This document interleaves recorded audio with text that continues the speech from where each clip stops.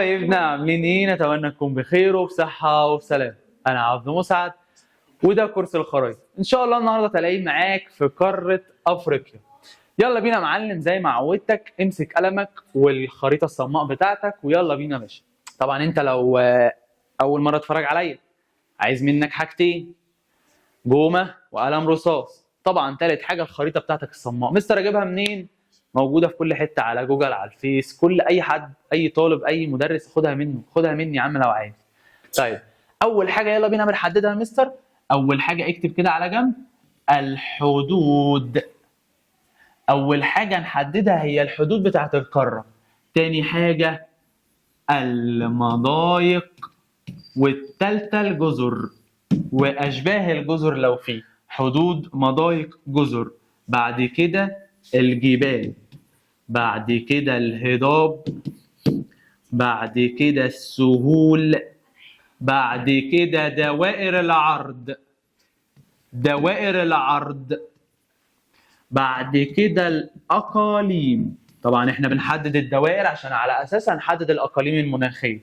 بعد كده يا مستر، بعد كده السلالات. السلالات ومناطق تركز وزائد قلة السكان. ادي 1 2 3 4 5 6 7 8 9 10. بنحدد 10 حاجات على كل خريطة. يبقى انت عايز منك الخريطة كم مرة؟ 10 مرات. عندك طريقتين تذاكر بيها: يا تمسك كل خريطة وتقعد تحدد عليها حدود، بعد كده مضايق، بعد كده جزر، يا اما الطريقة الأصعب ودي اللي يخليك تملك الخريطة أكتر، تصورها 10 نسخ، ومرة تمسك تحدد الحدود، وخريطة تانية تمسك تحدد الهضاب، خريطة ثالثة تمسك تحدد الأقاليم، لحد ما تحدد ال10 كل واحدة في خريطة. بعد كده امسك خريطة انت تحدد عليها الجزر، انت ومزاجك بقى، حدد عليها المضايق واقفلها، وامسك خريطة انت تحدد عليها الهضاب، حدد عليها انت ومزاجك بقى، حدد عليها مثلا الايه الجبال، وهكذا. هتلاقي نفسك بتعمل خريطة 10 مرات بس بطريقة عشوائية، فعقلك انت تجبره ان هو يفتكر الايه المعلومة. طيب يا مستر، صلى على النبي واللي يصلي على النبي يكسب، عليه افضل الصلاه والسلام. خريطه افريقيا هي اللي احنا ساكنين فيها، اللي احنا اصلا مصر فيها. طيب يلا بينا يا مستر نمسك الحدود.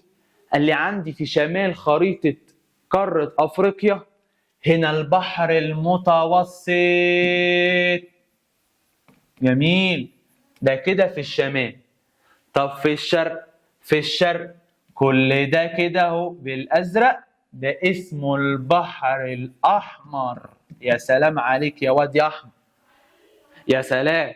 طيب ده كده في الشرق، وفي الشرق عندي هنا كده، هنا كده الميه الزرقاء دي، سيبك من الجزيره البيضاء دي مش عايزينها دلوقتي، المحيط الهندي. حلو. طب هنا بص بقى، كل الميه دي كده، كل الميه دي كده اهي، اها بنقول عليها محيط، محيط اطلنطي، اطلنطي.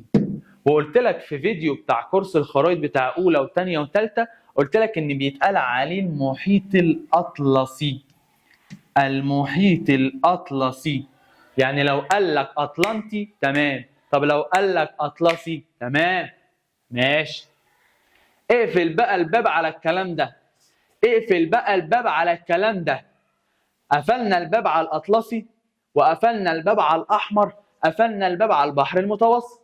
تعالى بقى نشوف الايه المضايق. قلت لك اقفل الباب عليهم، قفلنا الباب، يلا بينا نفتح باب المضايق. عندي هنا امسح بقى خلاص بقى مستر بقى، انت عودتني، عودتك ان انا لما اكتب حاجه انت تكتبها ورايا على طول، ما تستناش لما اخلص الخريطه كلها. انا اكتب حاجه انت ايه اكتب ورايا على طول يا اخويا، ما تستنانيش، ما تستنانيش. الوقت كالذهب ان لم تقطعه، طلع البدر علينا وبات تشتهي السفن.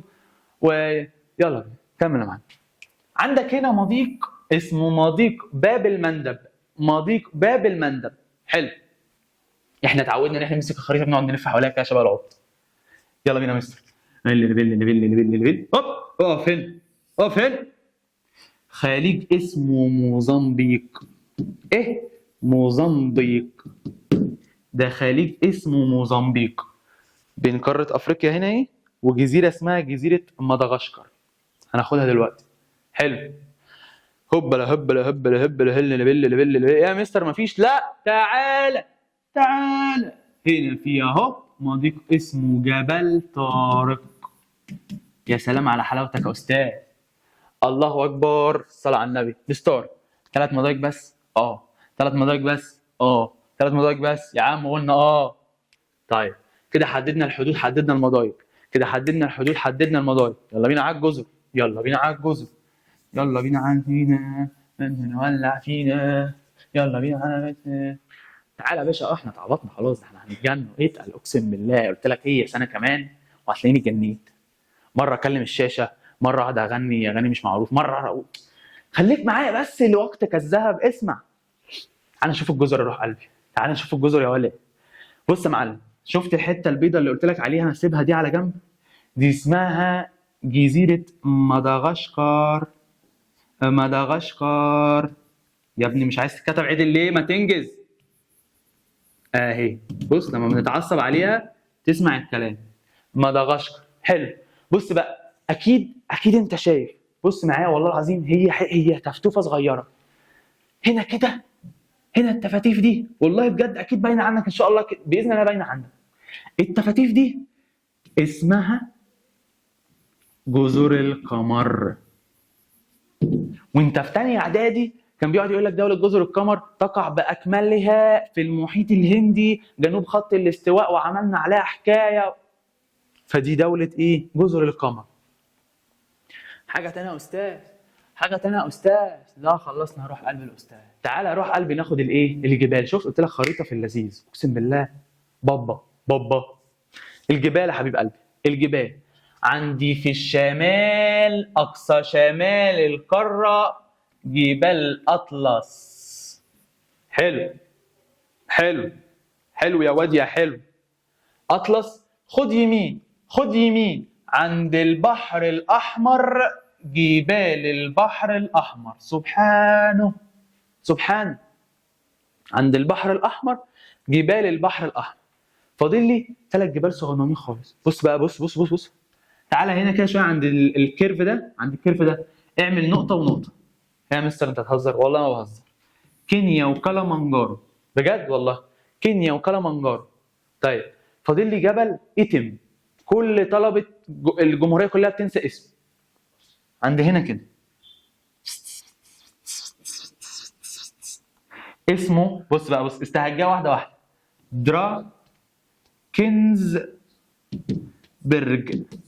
دراكنزبرج. انت استهجاه كده بقى، قسمها. دراكنزبرج بس.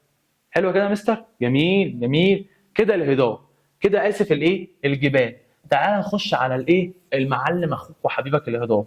تعال نخش على المعلم اخوك وحبيبك الهضاب. عندي الهضاب، عندي هضبة الصحراء الكبرى. اسف، بص في حاجه افتكرتها ممكن يجي عليها سؤال. في الجبال هو ما ذكرش الهضبه دي في الهضاب، بس ذكرها في الجبال. بص بقى، قال لك جبال اطلس بتحصر بينها هضبه الشطوط. بتحصر بينها ايه؟ هضبه الشطوط. اكتبها. ليه يا مستر اكتبها؟ عشان هو في الهضاب في درس التضاريس ما ذكرهاش.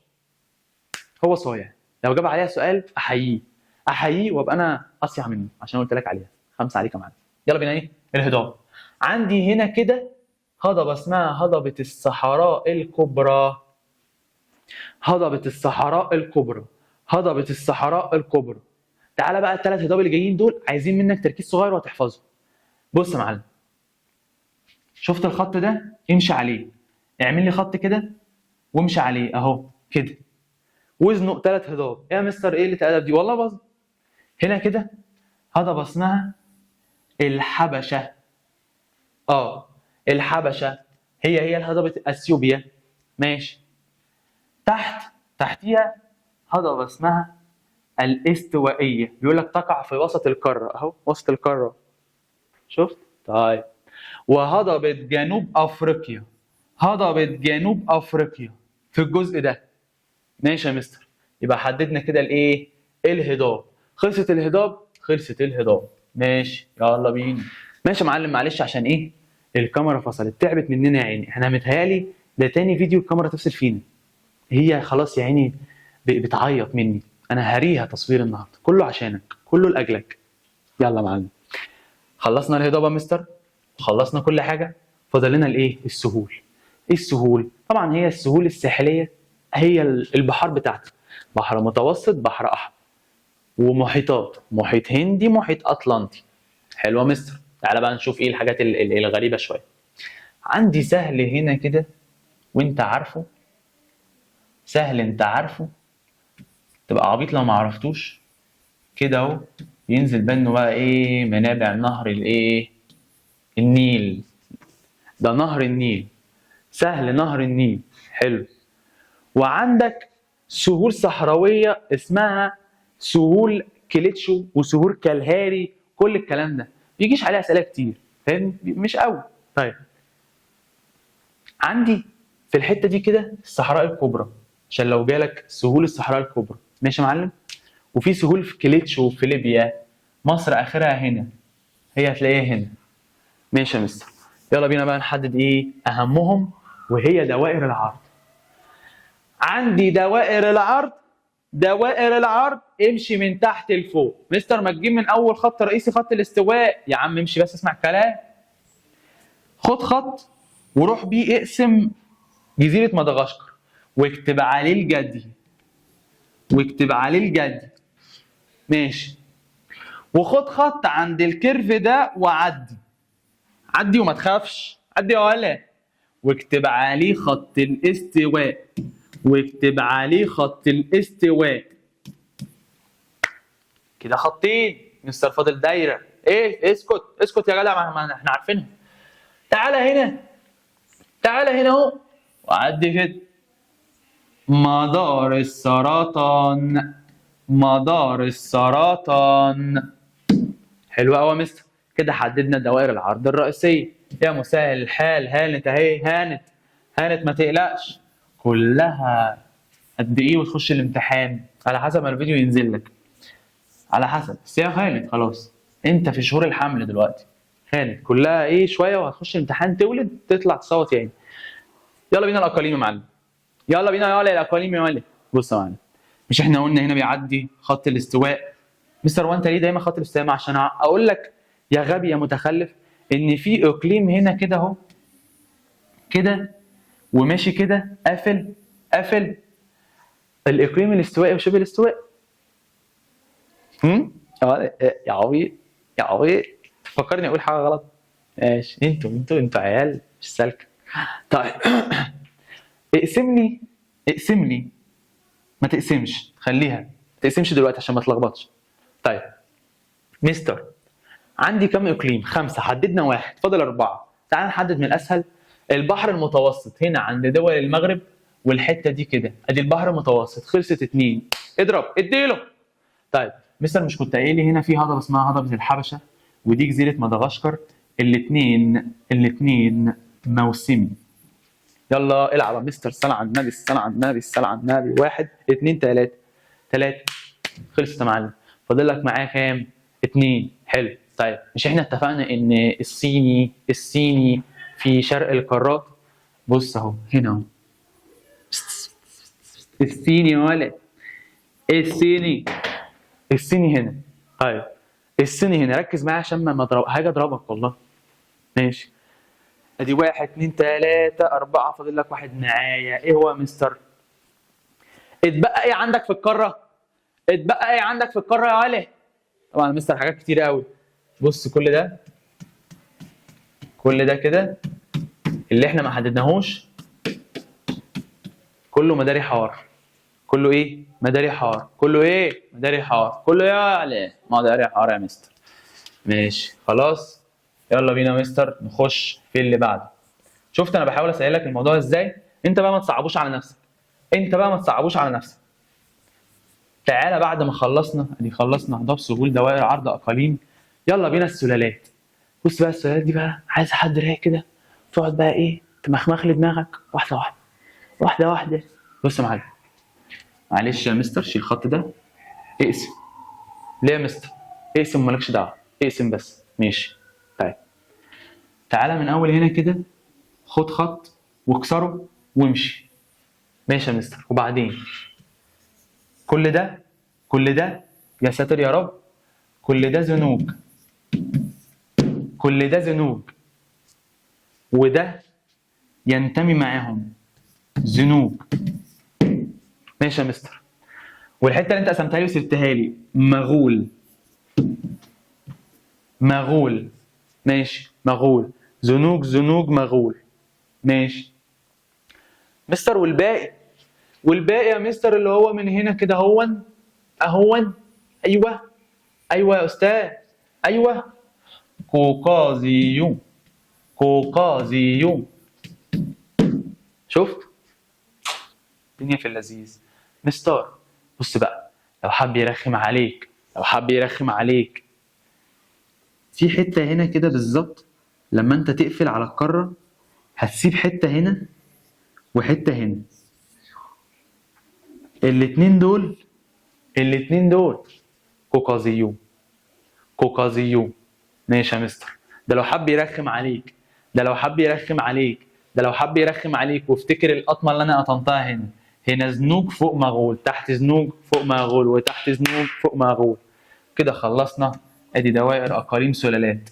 تعال نشوف المناطق اللي بيتركز فيها السكان والمناطق التي يقل بها السكان. المناطق التي يقل بها ويتركز بها مين؟ عمك السكان. هانت يا مستر. انا عارف انت تعبت وانا تعبت والله، كلنا تعبنا والله. يلا بينا نخش على مناطق ايه؟